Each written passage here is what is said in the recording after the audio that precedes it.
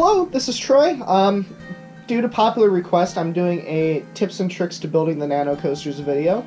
So, I'll leave the actual time-lapse of building the Son of Beast model in its own video, but what I'm going to do here is kind of give you some of the tips and tricks on how to build a Nanocoaster, and a link to a link to the actual time-lapses of the coasters in this video will be linked into the description.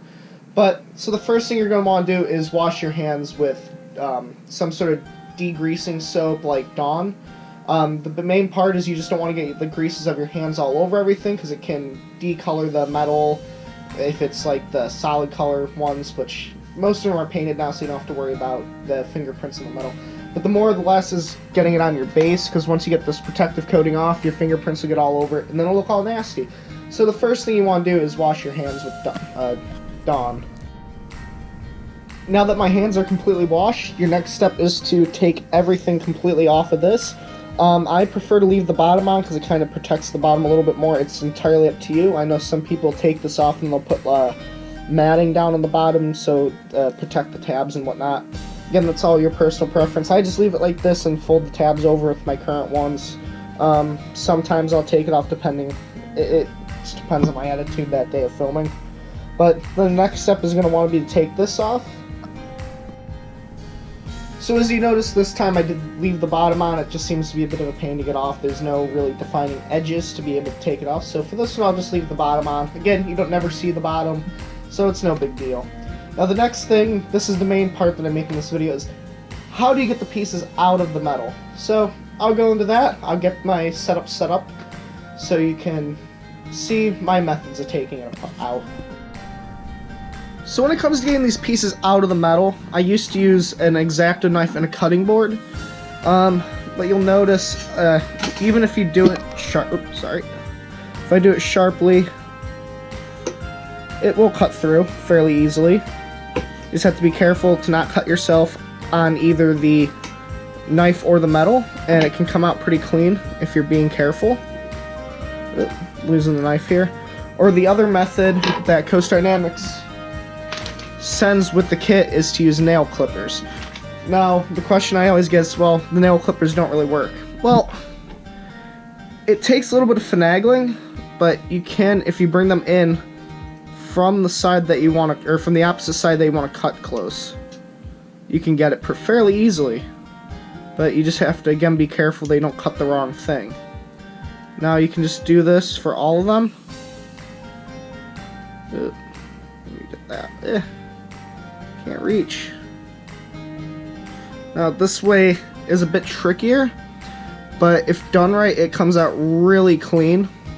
So let me fast forward to, again, you'll be catching it with just the very edge of these, because again, if you come in from this way, you will be cutting the opposite side and you'll still have metal sticking out. But if you come in from this way, coming up from the bottom so you can see what you're doing, you can cut pretty close to it. Now, how does this affect the nail clippers? I'm not sure. I don't know how fast it dulls them out, because again, it's metal on metal, so it will get dull pretty fast. But again, you always want to make sure that you're being careful not to actually cut your model itself. Push that back down a little bit.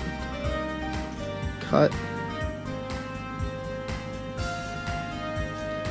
And this last one, you can just twist out. So, those are the ways that you can go about cutting it. Let me get this the rest of the way cut out, and then I'll come back and show you the best way to connect it to the base. Okay, I have all the pieces out now. Before we get building, one major disclaimer I want to say is make sure that you're following the directions as to how they go together, because it will show you the best way to get it together, because if you don't follow by this way, you may not be able to get some of your pieces in. So with that being said, let's get right into it. So the first thing you want to do is look at your pieces and realize exactly which ones are which. The directions first off to say with the, first say to start off with the pre-lift, which will be this piece. You'll notice the layout is engraved into this.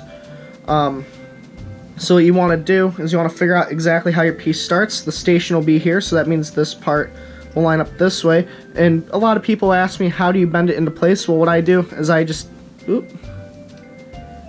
insert one piece in so I know how it's supposed to be, and I just take my finger and gently bend it into place. Now you don't want to over or under bend it, but once you can find that spot that's supposed to go into, you just set it in. Ooh, can't get that one in. And then you gradually bend all the pieces in to place, but you do not do the tabs until you have your full piece bent into place. Now once you have that, then you can do your minor adjustments. Ooh, slide it in all the way down. Make sure every piece sets completely into its slot before you bend anything into place. Now once you have all of your tabs, then you just go underneath and you bend them over, just as you'd expect. When you get to taller spots on especially the steel coasters, you want to do opposite directions to give it more side-to-side support, because if you do everything in one direction, you'll run into problems where it'll flop around as you move it, and that's not good, because then it can kind of knock it apart, break the paint, mess it up, and then you're not going to have a good time. It'll look like crap. But so make sure you're bending every other tab in the opposite direction for your best support on the coaster. But this is where I'm going to end this video at. I'll show you the completed product, and then I'll give the full outro. Once you are done with your Nanocoaster model, the first thing I would suggest is taking some sort of cloth and wiping off what you can. Just get any grease or any dirt that might have gotten on it while you're building it. Other than that, one of my things I do is I tip the sign back. I'm sure you've all seen it in my videos. Is I'll tip it back a little bit, probably about 30 degrees back or so, 30, 45 degrees, somewhere in that area. But it suggests keeping them straight up, but I tip it back because when you're standing above it looking down at it, you can read it easier. But other than that, that's about all I have for the Nano coasters. Now for cleaning, again, you can take a microfiber and clean what you can with that. Or as Coaster Dynamics suggests, is you take one of those cans of spray air and you just kind of blow the dust off it. Or you can do what I've seen other people do and make a display case for it to go in. For me, I'm going to build like a big one that's going to be able to house all of them, but for now I just have them sitting out on shelves. I'll clean them at a later date when I go to put them up in the display case. But other than that, thanks for watching, and I hope to see y'all later. Bye.